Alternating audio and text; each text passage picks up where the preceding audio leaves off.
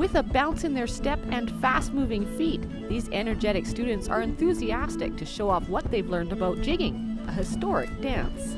It was a fur trade dance, the Red River Jig, and specifically it comes from that. So a lot of times it was the men that started the dance, and they wanted to attract the fur traders that were coming through, so they would start doing the dance and do that by the waters. Jigging is part of various cultural dances, born out of an era when cultures came together, just as the Metis people, a nation that developed with the children of European fur traders and First Nation women. It's her cultural history of the Metis people that draws Connie Kalhavy to jigging. I probably am a jiggy groupie because I go to different provinces and I go watch jigging, and I've actually gotten taught off and on by some of the best jiggers in Canada. Connie shares that knowledge with this youth jigging team, a group that came together out of a joint desire with her friend and president of the Mid-Island Métis Nation, Joy Bremner. One of the connections here is actually the first child to get involved with this group was my granddaughter. So it is through family and then through other friends, their daughters or children as well. And so that's how this group of children has come together. It's through community, which is a very large part of what the Métis stand for.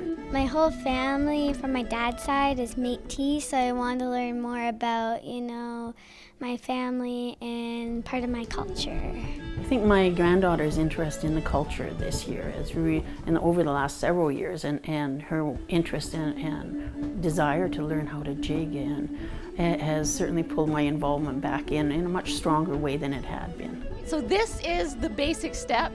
What exactly are you doing there with your feet? We go heel, toe, toe, toe. Heel, toe, toe, toe. And then just keep repeating that pattern.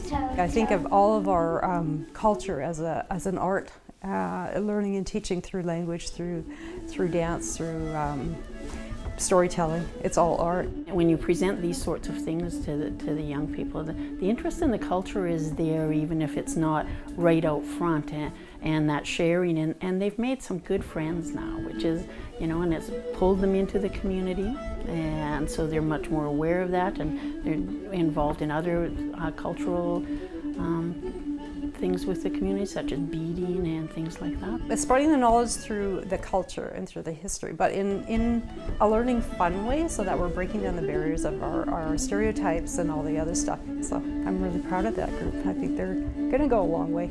This youth jigging team will be performing on Aboriginal Day at Maffeo Sutton Park. Other upcoming performances, as well as information about jigging, can be found on the Mid-Island Métis Nation website. In Nanaimo, I'm Kelly Robinson.